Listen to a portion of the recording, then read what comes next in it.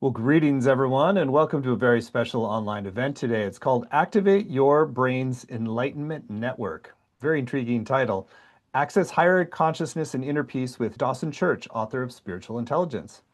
My name is Stephen Dynam, the founder and president of the Shift Network, and my original training was in science and neuroscience. And so I've been really fascinated to see how many researchers, including Dawson today, have really married a deep understanding of the brain and neuroscience with how to access higher states of consciousness and a lot of the spiritual practices and lineages that we feature at Shift. So Dawson Church is a PhD. He's the CEO of Energy Psychology Group. He's really been at the forefront of helping us to marry spiritual science and spirituality with rigor and depth. He's taught a number of Shift programs to great acclaim and always has fascinating insights. And today's going to be really information rich. And if you want to go further, we're going to have a brand new program with Dawson that's very exciting. It's called Wire Yourself for Enlightenment. So we'll share a little bit more about that towards the end of the hour. So with that said, Dawson, thank you so much for joining us again. Stephen, it's a joy to be here. I love sharing this. And I know that as we explore together how spirituality literally changes your brain in profound ways, it's going to be exciting for everyone here. So welcome. Good to be here. Great. Well, I always like to start with a little bit of personal backstory just to humanize the journey here. And what really propelled you into researching the neuroscience of enlightenment states and really building an understanding of how spirituality really gets concretized in how our brain operates? Initially, it was experiential, and I was experiencing these transcendent states myself. I was reading about them in ancient scriptures, and it began to dawn on me that these profound shifts in consciousness must be having an effect on the brain. So I then looked at the neurochemicals involved, at the brain regions involved, and what startled me and what I think is astonishing neuroscientists nowadays is how extensive the brain remodeling that results is. So this isn't just a shift in consciousness, it's a shift in brain anatomy. And once you change the brain anatomy, it is yours forever. You now have established these states in your inner experience, and they're yours. They're there permanently. And it remodels over time a huge chunk of that neural tissue inside your head for health, for well-being, and longevity. So that was a really big surprise to me about how profoundly spiritual intelligence is interwoven with the structure of the human brain. That's really interesting. So a temporary state or an experience then gets translated into a structural change. There was a phrase that I always liked, is neurons that fire together wire together. And it sort of sounds a little bit like that. Neurons that fire together wire together, and then if they keep on firing together and there's a lot of wiring that occurs, it can extensively shift the brain's anatomy. In one study, they found a 10% growth in regions that govern emotion regulation if people are actively meditating effectively. Now, that 10% growth is happening in 30 days. In just a month of certain effective scientifically based practices, that emotion regulation tissue in the brain can grow by 10%. 2 months, 20%, 3 months, 30%. Now you have far more physical mass of neurons in your brain available to handle upset, disappointment, annoyance, resentment, blame, shame, criticism, all of these negative emotions. You have this physical substrate in your brain that does that, making you far more resilient and ultimately far healthier. So that's the real surprise, has been just how extensively and quickly these practices remodel the brain. So that's amazing. And so you want to give us a little preview of like what areas of the brain are particularly, so you said the emotional regulation system could quick changes like that within a month? Yeah, there are four primary circuits in the brain that are changed by meditation.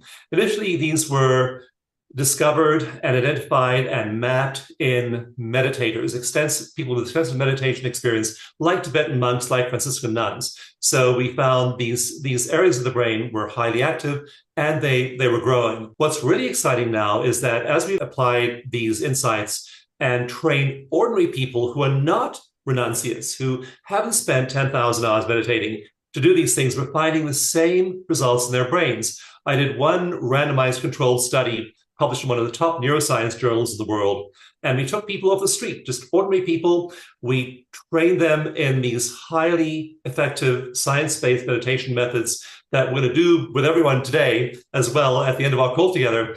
We trained them in this, and they did that for a month. We had them in an MRI scanner, a really advanced scanner, initially at the beginning of the month, again at the end of the month. At the end of the month, after only 30 days, they had extensive remodeling and functional change measurable in an MRI in their brains. Again, it did not take 10,000 hours. And this was ordinary people, not monks and nuns, but their brains looked like the brains of those monks and nuns because they were using scientifically proven methods of shifting brain function and then brain anatomy. So that's the prospect we now have before us, that these methods are available to everyone because everyone has those 4 circuits in their brain. Wow. So as somebody who used to meditate a lot more than I do now as a young children, I guess the next question is like, how much does it atrophy over time? Is it sort of like you can build up and then it goes back down as quickly as you build up? Well, Stephen, you only live a short way away from me, so I'm going to be checking up on you. It does actually, after 3 weeks, unused circuits start to disintegrate. So within a couple of hours, the building of those circuits is sparked. Within 3 weeks of not using a circuit, it starts to disintegrate. Now, the good news is that in long-term meditation, those circuits change, and then they become part of everyday life. What we find in long-term meditators is that they don't need to sit down and close their eyes and be in a quiet atmosphere. The other day, I was with some of my grandkids, and they were making a racket, and my daughter-in-law was all worried, and she said, well, won't that affect your meditation? And my wife said, oh, there could be a construction crew hammering away in the next room and wouldn't disturb Dawson. So after a while, those states become stable. They also translate into everyday life outside of meditation. Meditation with eyes closed is just a preparation phase to learning to meditate and be in that state of equilibrium all day, every day. So even when bad things happen, and bad things happen in the world, bad things happen to everybody, you have this wonderful characteristic called resilience, and it's hardwired into your brain. So now meditation has gone from a special place and time you do each day to your everyday life. You have that emotion regulation and all these other positive qualities at your disposal all the time. Well, it provides a really great segue into the notion of spiritual intelligence, which is really at the forefront of this work. And so, first of all, what is spiritual intelligence, and why do you really see this neurobiological understanding of it as so important now? Spiritual intelligence is something we intuitively understand. So if you think about people with spiritual intelligence, if I said to you, who has spiritual intelligence, without defining it, you'd right away mention people like, maybe you think about Ram Dass, you think about Amma, the hugging saint, you think about Eckhart Tolle, you think about Mother. Let's actually, I know you have a presentation where you sort of bring those forward. So why don't we just bring that up right now so we can kind of each see those images and kind of invoke them into our presence and field now. Let's do that. Let's invoke the living presence of these people, whether they're alive or dead, into our collective field this very moment. So first of all, Ram Dass. Wisdom, humor. Amma, the hugging saint, just this radiant kindness that emanates from her. Eckhart Tolle, wise and accurate spiritual teacher. Mother Teresa, working with the poorest of the poor in Calcutta and showing the compassion of spiritual intelligence. Thich Nhat Hanh, the patience, the calmness, the kindness of spiritual intelligence. Chidvilasananda, just a radiant being. And then pretty much everybody knows Paramahansa Yogananda. And this image that we're showing right now is Paramahansa Yogananda, his famous face. But what most people don't realize is this image was taken 1 hour before he died. Now, I mention that because you want to look that radiant and that happy 1 hour before you die. You don't want to be in an old age home for 15 years hooked up to tubes. One thing to note about that, which people may not know, is that he exited his body consciously on stage, right? Yeah. Mahasamadhi, yeah. Another saint, Ramana Maharshi, who had that same Mahasamadhi experience and a great teacher of non-duality. St. Francis of Assisi, again, so loving that even the animals were drawn to him. Anandamayi Ma, the great Bengali saint, who from an early age was recognized as this extraordinary being.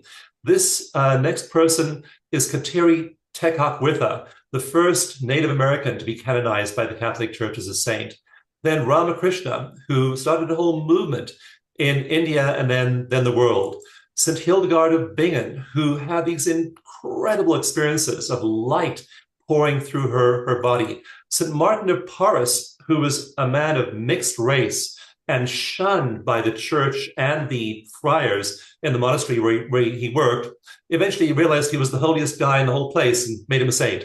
So there are these people like Rumi who write poetry and are these examples of this movement into these profound states of consciousness. And what I want to follow up with is having each of us here, as you're seeing these images, think about somebody who represents spiritual intelligence and unconditional love for you.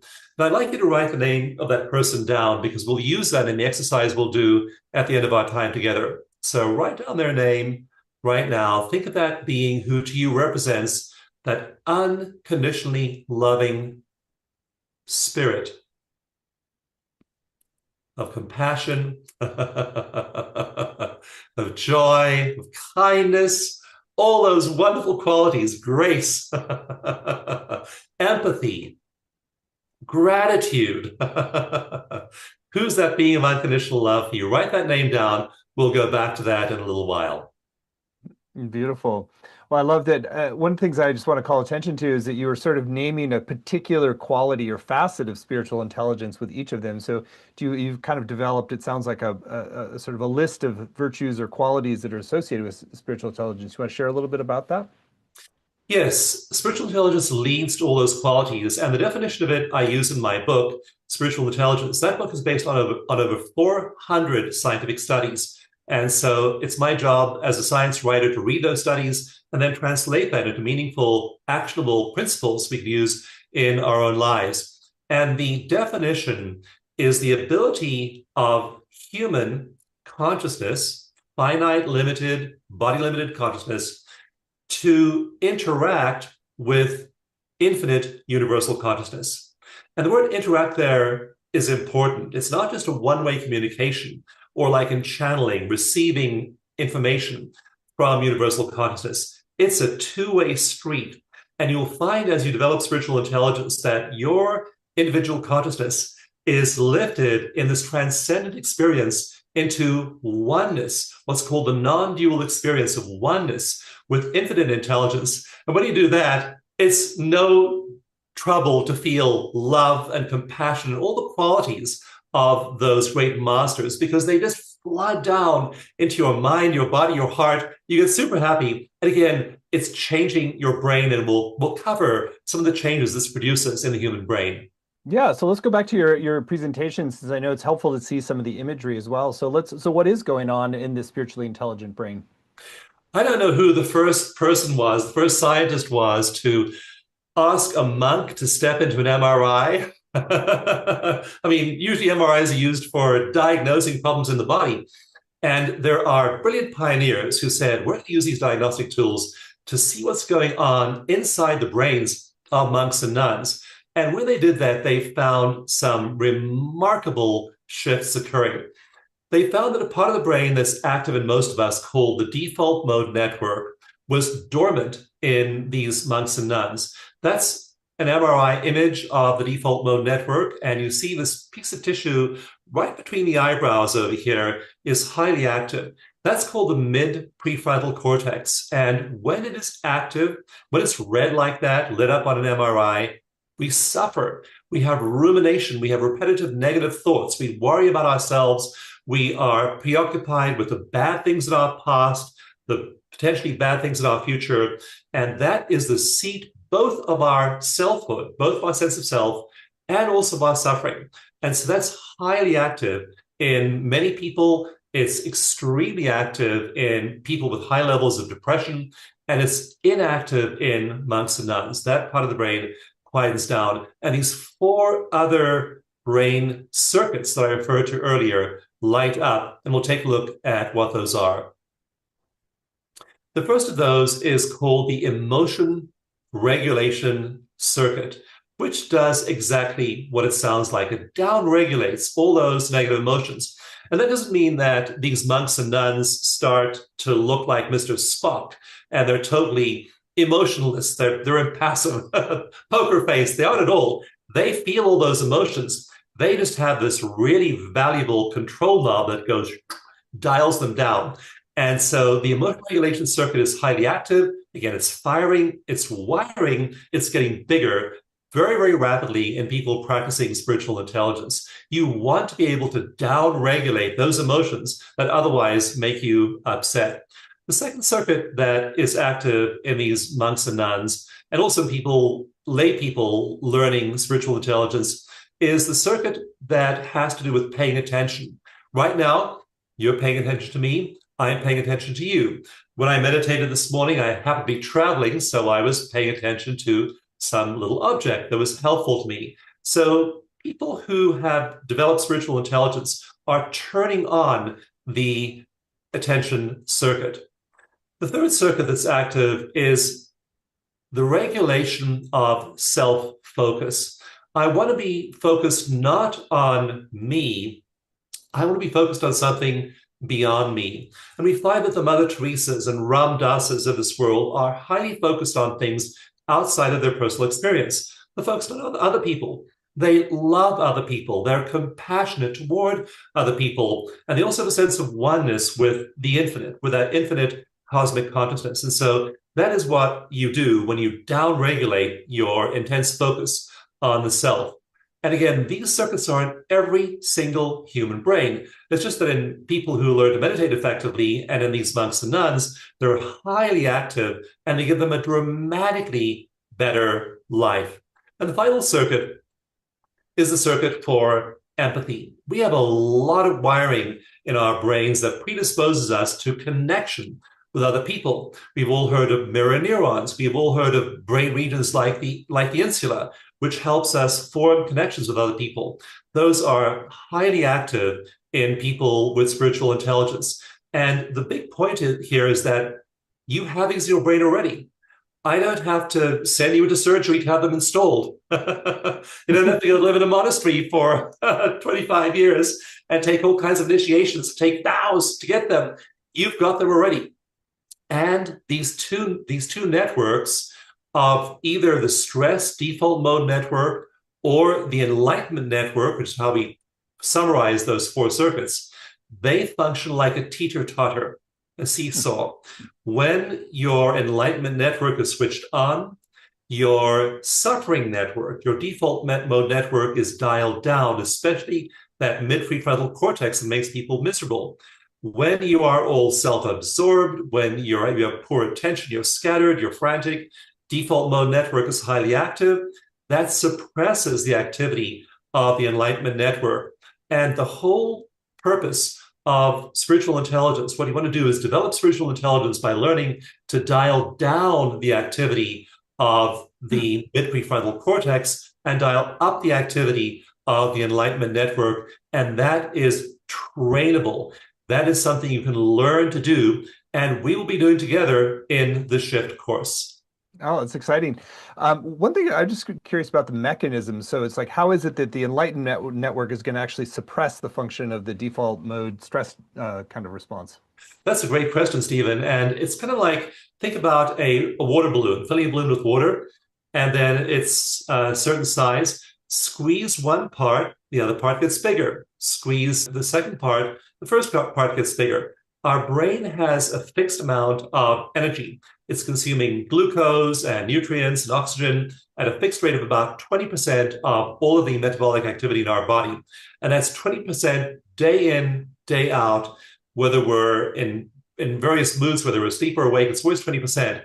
But like the water balloon, which parts of the brain are active changes. And so when we're upset, for example, the stress part of the brain is highly active. The limbic system, the amygdala, hippocampus, and all of those stress functions of the brain are turned on.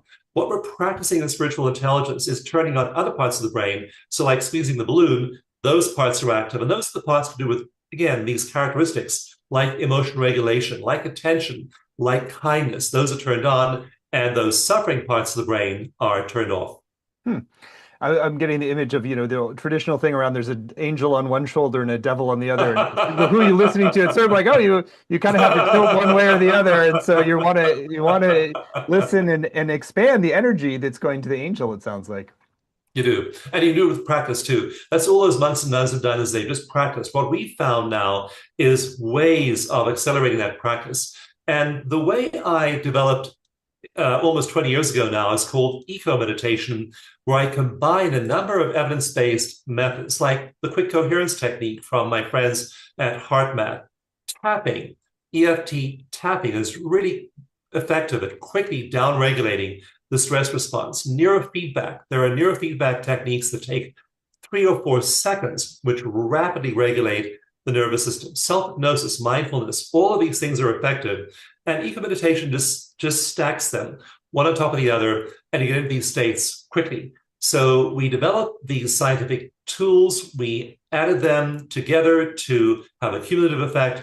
We began to measure them in people's brains, and that was where we found these enormous shifts happening really quickly. One neuroscientist looking at the results of that randomized controlled trial I did, we didn't tell him what he was looking at. We just showed him the brain scans. And he said, oh, I can tell.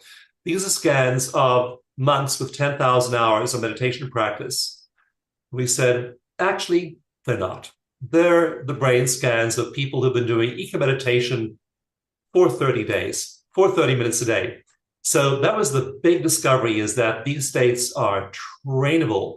We can train everyone to enter them because they're in their brains already. Now, again, in most people, they're suppressed by stress. Think about that teeter-totter. But if you get into the habit of doing that firing and wiring that suppresses the stress network and turns on the Enlightenment Network, after a while, your brain's new default, your brain's new regular way of being is to have the Enlightenment Network turned on. So you have these circuits, for goodness sake, start to use them. I mean, that's pretty remarkable. 15 hours versus 10,000 hours of total time of practice. And it just gives you a sense of how malleable our brains are. That's exactly right.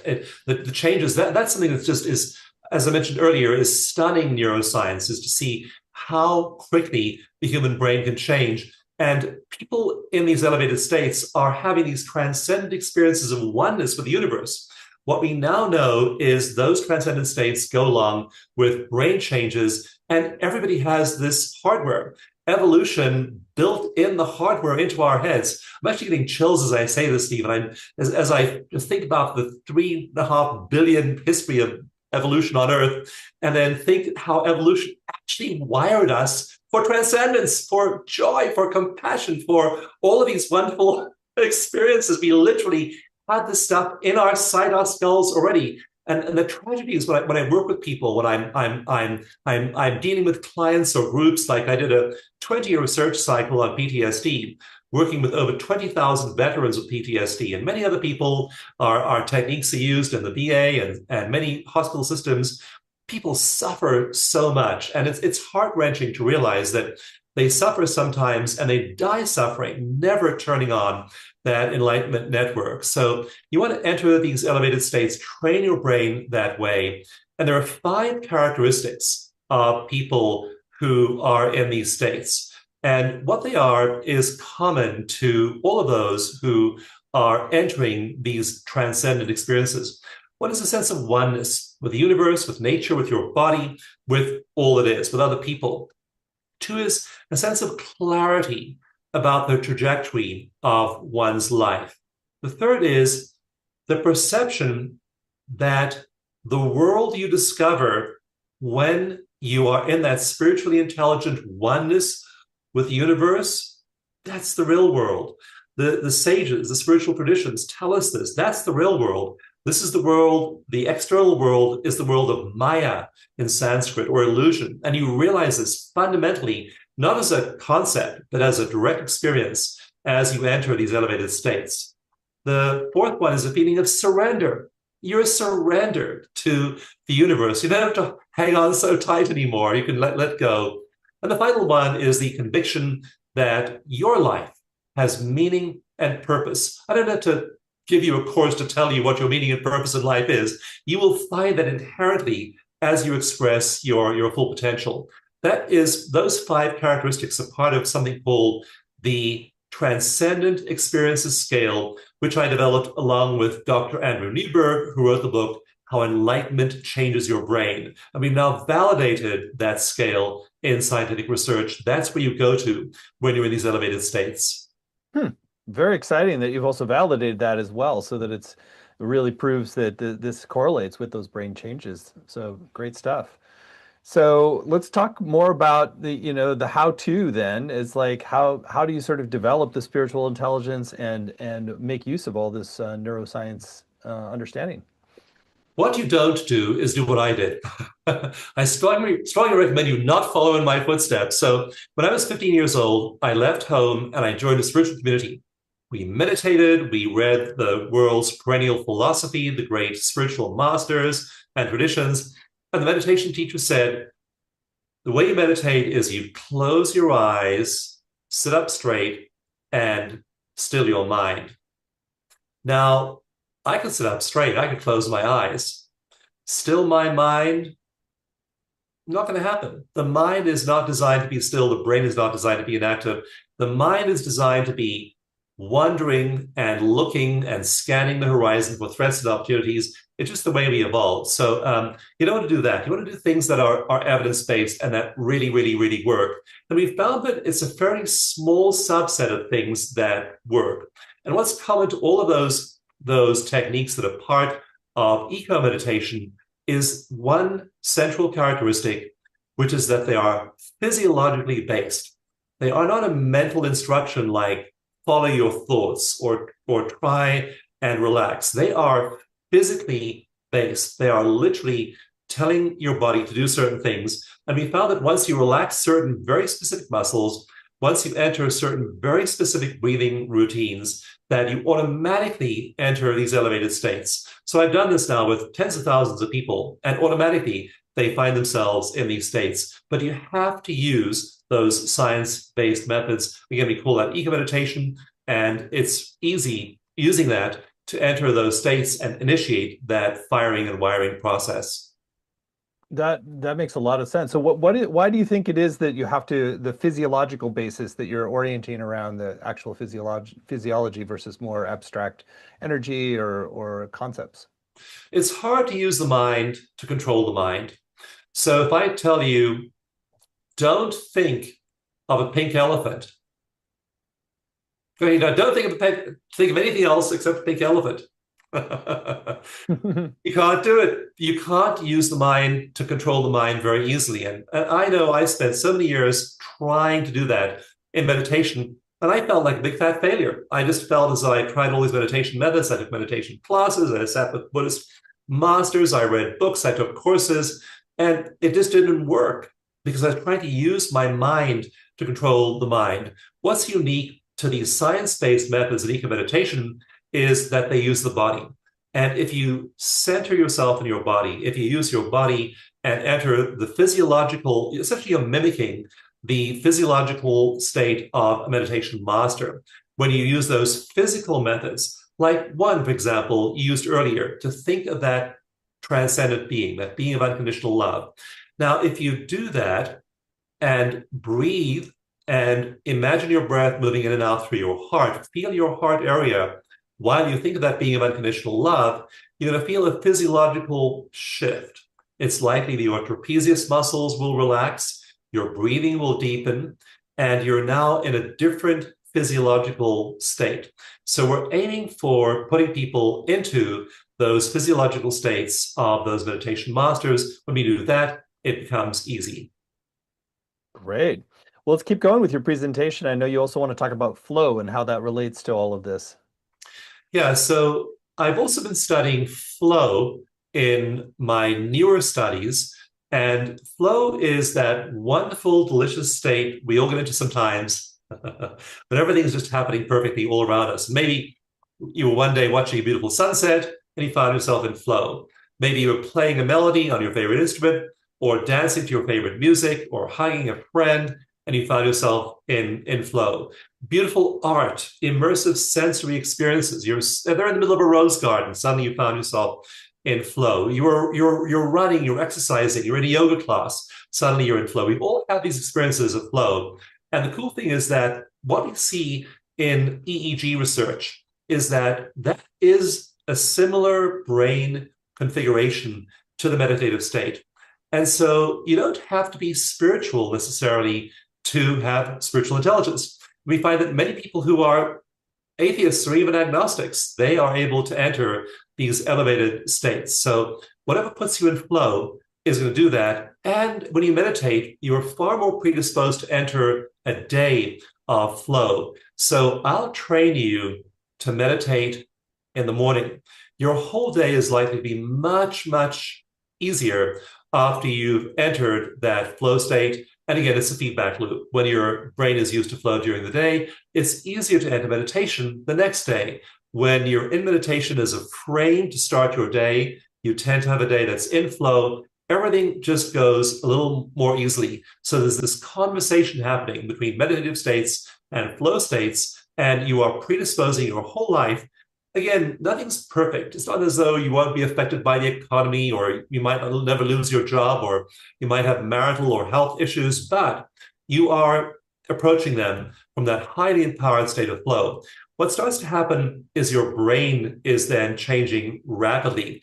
And we find that phenomena like brain shrinkage, the human brain shrinks by about 5% a year, a decade after the age of 30. So after the age of 30, your brain is shrinking slightly. That means by the time you're 85, your brain is shrunk by about 25%. And researchers can actually tell your biological age by the thickness of your cortex. So on this slide we have up right now, you'll see on the one side, this outer layer of the brain, the neocortex, is that dense pink tissue, is big. In the other brain, that cortex has shrunk a lot. That's natural shrinkage of the brain. In these monks and nuns, that shrinkage is much less pronounced. In Alzheimer's patients, their brains can shrink up to 70%. Huge amount of brain loss goes along with cognitive decline. So you want to keep your brain healthy, and these techniques do it. Also, spiritual intelligence is associated with big shifts in gene expression, enzymes, and physiology. And we've been so blessed as people have taken courses like this to have them reporting. I developed spiritual intelligence. I began to do EcoMeditation. I felt really great, much better after the first week. But we've had reports of things like tumors disappearing in people's bodies. This particular person who wrote this, her heart rate was so impaired that she had 30% of normal blood flow through her heart when she began to develop these spiritual intelligence methods. After a few weeks, her heart blood flow was restored to 100%. So spontaneously, we aren't even trying to fix these physical problems. They tend to shift. Brain volume shifts. Big new studies are showing that Alzheimer's is reversed by doing this, and all kinds of other physiological changes happen in your body. So spiritual intelligence, as you make these changes in your life, isn't just spiritual. It affects your health and your longevity as well. How about the impact on other things like productivity? That was really interesting because what I was worried about, I thought, Dawson, you've shown that people can get into these elevated states, and that's wonderful. But when you're hanging out with the gods, hanging out with the spiritual masters, hanging out there in infinite intelligence and wisdom and this delicious experience of being one with the all that is, do you really want to come back and deal with the diapers and the checkbook and pay your taxes and your surly teenagers? What about your workplace? So we did a study on productivity, and we asked what happens when people get back in their families, get back in their workplaces. And we found that in the first month, their productivity went up by 20%. 20% in the first 30 days. Now think about that. That's amazing. Imagine you getting one more day every week in your workday or in your leisure time every single week after only 30 days of spiritual intelligence. people with spiritual intelligence are highly productive. That's why you see so many people who are high achievers meditate. Meditation catalyzes all of those productive tendencies. And what you're likely to find is your own productivity is going to go up as you do this. How about other areas? I know you've next slide, you've got stuff around all the way to bank assets. I'd love for you to just keep going with the positive impacts. Yeah, this study was interesting that banks measure their financial results by return on assets, the money they're deposited there. And the researchers found that those bank managers who had high spiritual intelligence had higher return on assets. Another study of big industrial companies found that those companies with high levels of spiritual intelligence had better financial results and greater productivity, better employee retention, less stress on the job, less burnout. All of these things happen as a result of developing spiritual intelligence. So it's not just something that makes you feel good in that moment of meditation or in that flow state. You're literally likely to see important shifts happening in the world around you. Let's talk about some of those bigger impacts. I know that part of the implication of this is really global beyond the personal. So what do you want to share there? One of the numbers that totally thrills and delights me, Stephen, is that far more people are meditating today than any point before in history. So the Center for Disease Control in the US tracks the number of people who are doing something to develop spiritual intelligence, like meditation. And back in 1980, the meditators were roughly 1% of the population. By the early part of the 21st century, that number rose to 5%. Now, that was a big shift. I mean, from 1% in 1980 to 5% in the early part of the 21st century. And by the way, when we backtest throughout history, we find that it's about 1% going back all the way to the Middle Ages in various societies. Suddenly, in the last 40, 50 years, a lot more people are meditating, and that curve has been going up. Today, according to CDC numbers and the European Value Study in the EU, about 20% of people are focused on spiritual intelligence. And what this is doing is this is changing their brains. We've now got the first couple of large-scale studies showing that the brains of meditators change, and that as more people are meditating, mass change is happening in human brains globally. And that's producing a more compassionate society. Now, it may not look that way when you read the news headlines. There's always something going on that's terrible and bad and tragic. That's very real, and those are problems we have to address as a species. But the number of meditators is increasing, and the innovations they produce are remarkable. They're powerful. They're often leapfrogging old, early technologies. And so we're finding human creativity is coming on steam in an enormous way in outer productivity, along with these interchanges happening in people's interior lives. And that's likely to change the world. So in chapter 7 of my book, Spiritual Intelligence, I lay out how spiritual intelligence is likely to change education, law, criminal justice, music, art, science, medicine, health. All these education, all these fields of human endeavor are going to be changed dramatically in the next 10, 20, 30, 50 years as a result of spiritual intelligence becoming woven into the fabric of society. So it's really worth bearing that in mind. And certainly there are all these tragedies, these heart-rending things happening in the world around us right now, which we have to address. And as a species, generally, over the next decades and centuries, we are shifting our brain function and then shifting the way we relate to the world around us in positive ways. Well, I'm certainly aligned in the long-term commitments and love the science you're bringing to bear here. Do you want to guide us in a little demonstration of the EcoMeditation right now? I thought you'd never ask. So start with that being that I had you make a note of earlier. And think of that being. Keep your eyes open for just a moment. We're going to do an exercise. And imagine your breath flowing in and out through your heart. You can refer back to the name you wrote on that piece of paper or on your device, who your being was. Who's that being of unconditional love, spiritual intelligence, guidance, kindness for you? And breathe in and out, feeling your heart area. Imagine your breath going in and out through your heart, thinking of that person. Now, as you do that, I want you to take your hands and tap very lightly on the side of one hand with the fingertips of the other hand. This regulates energy flows in your body. This is an acupuncture meridian, an important one. So while you breathe, as you breathe, eyes open still, just so you can see me, you'll tap over here, feeling your breath.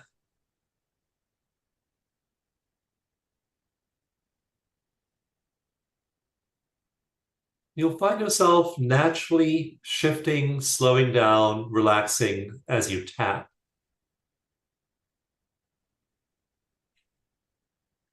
Notice any areas of tension in your body. Are you tense in your forehead or your crown of your head, your ears, your jaw, neck, throat, shoulders? Allow that to release as you tap.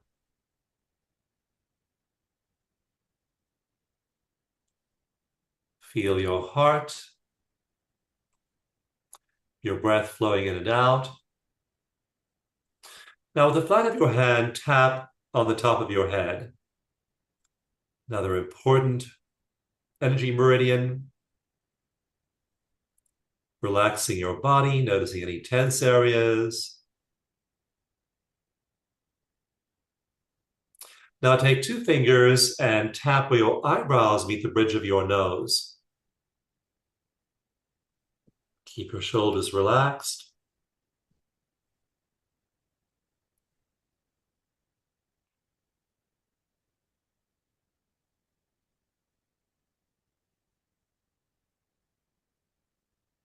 Notice your belly. Notice your back. Relax. Tap on the side of your eyes. Notice any tension in your hips, thighs, pelvis. Let that relax.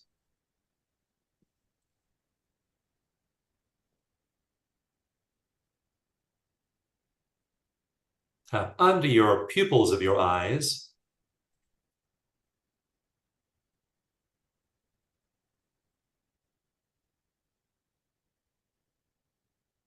Noticing your navel, small of your back, buttocks, relaxing. Tap under your nose.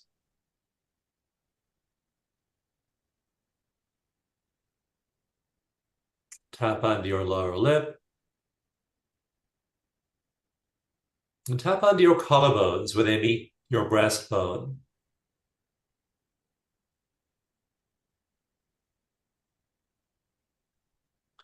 Feeling your breath flowing in and out through your heart. Noticing any tension in your knees, ankles, toes, letting it go.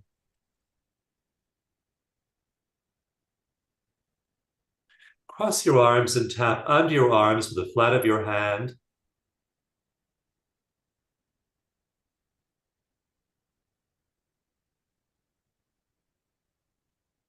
Feeling your heart. Then tap one more time on the side of your hand, briefly. Stop tapping, close your eyes. Feel your breath flowing in and out through your heart. As you think of that being of unconditional love.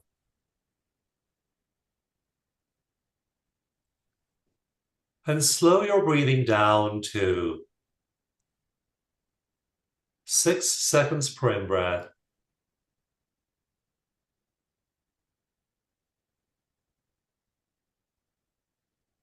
and 6 seconds per out-breath.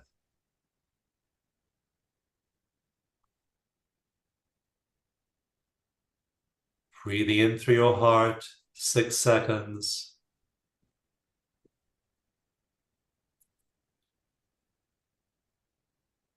Breathing out through your heart, 6 seconds.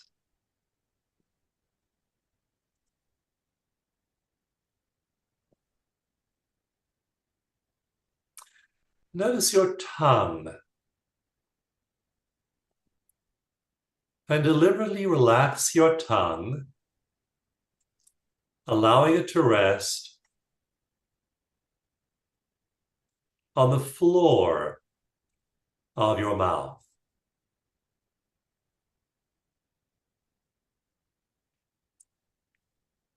Tongue relaxed on the floor of your mouth. Breathing 6 seconds in and out through your heart.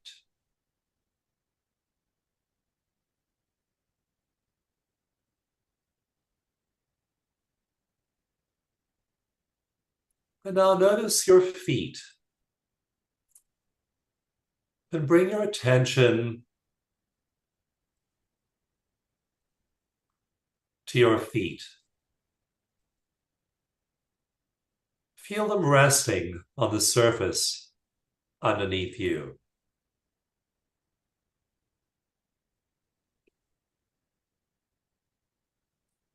All the cells of your feet,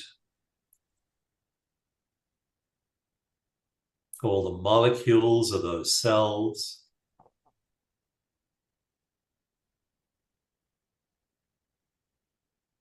all the atoms of those molecules. Every atom has those spinning electrons, those protons and neutrons, but every atom is 99.999% empty space. And notice the space inside your feet.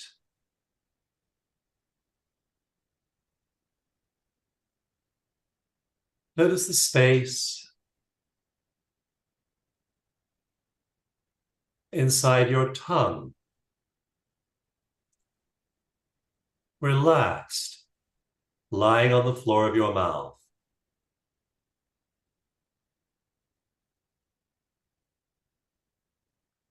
As you breathe 6 seconds in, 6 seconds out,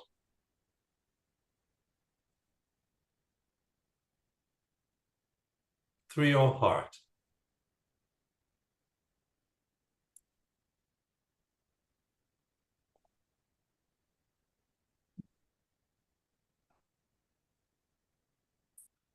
Notice the volume of space between your eyes.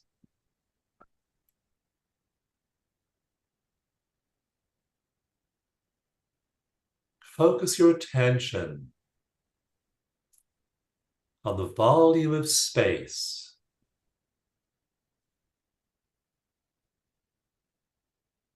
between your eyes.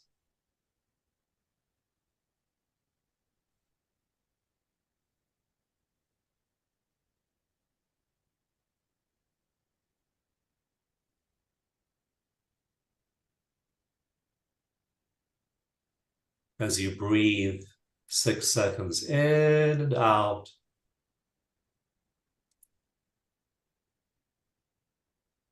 through your heart.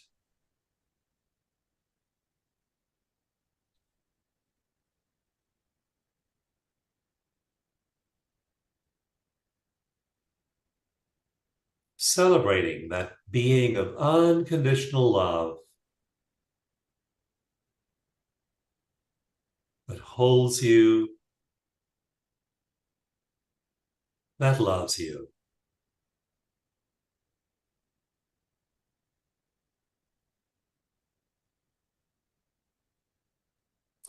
Notice how good your body feels as you dwell on unconditional love.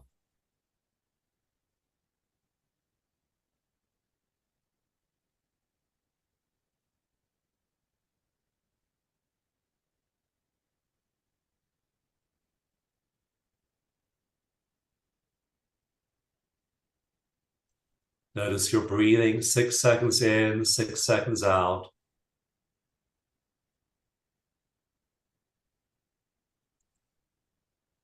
Notice your tongue relaxed on the floor of your mouth.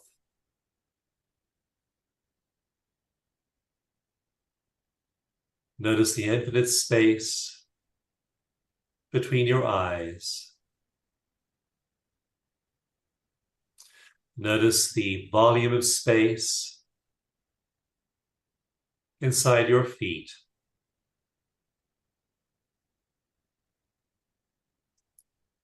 And with the next 3 breaths, prepare to bring your attention fully back to the here and now, to your environment, to your surroundings, feeling that delicious feeling of unconditional love, joy, peace. Ground yourself through your feet into the earth. Ground yourself fully and completely in the here and now. And with the next breath, open your eyes. Look around you. Notice any blue objects in the room.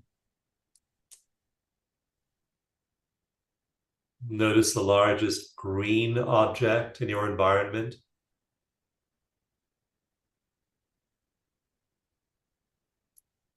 Notice the smallest pink object in your environment. And grounding yourself, bring yourself fully back into the here and now. That's the beauty of it. You know, we both can go out into these transcendent states and have that feeling of oneness with the infinite. All of these are physiologically based experiences. Anyone can breathe slowly. Anyone can relax their tongue. That's sending a signal throughout your whole body to relax. And there are whole textbooks written about what that does to your body, but it's incredibly effective. And so you're experiencing that. And then we're ending up, after all these physiological cues, coming back, centering, grounding, and coming fully back to the here and now. So you can love the people around you, you can be a great planetary citizen, and you can do the work you came here to do, be the person you came here to be as effectively as possible. So that's the importance of grounding at the very end of every practice. Well, I love how naturally the whole practice flowed, and it's all based, each element is based upon the best science that you've really distilled out the practices from tapping to sensing the tongue to the visually grounding, and that really work. So what a great gift to get that little taste. Yeah, you know, just one example, Stephen. I mean, when you relax your tongue, there's a nerve that runs through the bottom of your tongue into your vagus nerve. Your vagus nerve goes all the way through your body. It dials up vagal tone and turns on your parasympathetic nervous system. Just relaxing your tongue does that. So knowing the science is powerful. Wow, knowing the science is powerful, and it's great that you can distill it all for us, so which is also more efficient for us. Well, I want to spend some time now talking about your upcoming course because it's a remarkable opportunity to be able to harvest all of this latest science and the practices that you've created that are really based out of that in a way that really rewires our brains for enlightenment. So the course that Dawson is going to be teaching, as I mentioned earlier, is called Wire Yourself for Enlightenment, Neuroscience-Based Practices with Dawson Church, author of Spiritual Intelligence. You can find it at the URL spiritualintelligencecourse.com, spiritualintelligencecourse.com. It's a 7-week program. You don't have to have any particular meditative or scientific background for this. It's just a willingness to explore and deepen in practice. And so, Dawson, I'd love for you to share some of your intentions for what people will come away with, and then we'll walk through the modules. I can read those out and give us a little preview what's coming in each. Yeah, it's good to share intentions because you want to begin with the end in mind. And so what you'll experience initially is simply moving into these elevated states. That's really what we have to do at the very start, simply to kick off the process of entering those states. And again, we use these very mechanical ways like relaxing your tongue to do it. So we aren't using any kind of elaborate mental scheme. I'm not telling you have to believe in any religion or philosophy or spiritual idea. We're just using physiology to practice those kinds of on experiences, and then we're wiring those parts of your brain. It becomes more elaborate later on. And so you'll learn about each of these four networks and each of these four circuits in your brain and how to activate each one separately. We'll practice activating each one separately. Just like when you were driving a car, you may have had to learn to operate the pedals independently, and it was really hard to do that and remember to look out the window and check the rearview mirror and do all the other components of driving. After a while, it becomes a seamless whole. So initially, we'll do it very mechanically. Later on, it becomes very natural and easy and effortless to do this. We'll then focus on the meditative experience. What is the experience of these monks and nuns, those five characteristics of transcendent experiences? That's just a very big, broad shorthand for a more granular experience. There are actually different styles of enlightened experience. We'll look at different kinds of them as we move along. I'll also have you give yourself little tests to identify where you are, and then which areas you're strong in, which areas you're weak in, and then how to move to strengthen all these components of spiritual intelligence. Eventually, we'll move into flow, how to bring this into your everyday life, and how to really operationalize this in every single part of your life, not just in that meditative state, but in all the other parts of your life as well. And we'll eventually wind up looking at how this is affecting you as a global citizen, how it's affecting us as a child of the universe. There's now exciting new research looking at the structure of the brain and the structure of the universe and how those two correlate with each other. So we'll move into the macro at the end of the course, but again, very much grounded in turning on these four circuits, making those experiences your day-to-day default, and then growing those parts of your brain so it becomes easy for you to turn on the Enlightenment Network, shut down the stress network, and move into those states whenever you choose to. Well, you ended up giving a whole overview of all the details in the course too. But let's at least I'll read out the module titles, and if there's anything you want to add to that broader overview. Module 1 is called Cultivate Spiritual Intelligence to Unlock Your Blueprint for Transcendence. Yep. And so that is the idea that you can grow these parts of the brain. So you cultivate spiritual intelligence by doing certain things, doing certain practices, just the way you learn to play the guitar or learn a new language. You learn those skills, the trainable. Module 2, Shrink Fear and Suffering and Grow Joy by Increasing Your Brain's Plasticity. Very important. No matter how spiritual you are, you find people get grabbed by fear. And it's just surprising to me how even meditators can be really affected by events in the world, events going on around them. So you want to focus on reducing that fear response and increasing happiness. And the two things, again, work in tandem, and you're literally going to be shrinking parts of the brain like the amygdala. Research shows that parts of the brain like the amygdala literally shrink in meditators. They get smaller. So all these stress parts of the brain literally are getting smaller, even as the ecstatic parts of the brain are getting bigger. That's the expanding the happiness part of it. Module 3, Make Joy and Peace your new baseline as you shift from seeker to finder. So we think of ourselves as seekers. I know when I was 15 years old and left home and joined a spiritual community, I was a seeker. I was looking for something. I was looking for the meaning of life. I was looking for the purpose of why I was here. I was looking for the answers from philosophy, spirituality, for the existence of human life and why we're here on the planet. And so we are seekers. We begin as seekers. But there's a mysterious moment when we move from being seeker to a finder. And when we do, certain things happen in our brains. We reach what's called the tipping point. It's like when you're lifting weights and you try and lift that heavy weight over and over and over again. You keep on practicing, then one day you reach the tipping point and you lift the weight. So the same thing happens with brain anatomy. And so that's where you reach that tipping point. And once you've gone from being a seeker to having enough neural mass to be a finder, you never move back from that point. Module 4, Evoke the Awakened Mind through the 5 qualities of transcendent experiences.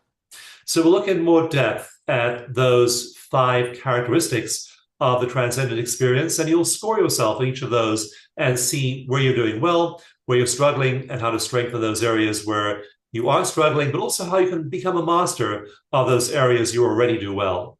Module 5, find your flow to trigger the bliss brain and shift into greater creativity, self-authority, and joy. So it's great to be there when you're meditating, but we've all known meditators who, when difficult, challenging things happen outside of meditation, they're screaming and yelling. There's one story I tell in my book, Spiritual Intelligence, about a team member of mine, and his partner was a long-term meditator. She meditated for an hour every morning. She'd be there in the apartment. She'd be sitting on her meditation pillow with her eyes closed. And one day, when my team member was getting ready for work to leave for the workplace, he made a little bit too much noise, and his meditating partner opened her eyes and screamed at him, "Don't mess with my serenity." So you don't want to be that person who is triggered despite the meditation practice. Many of us know people like that.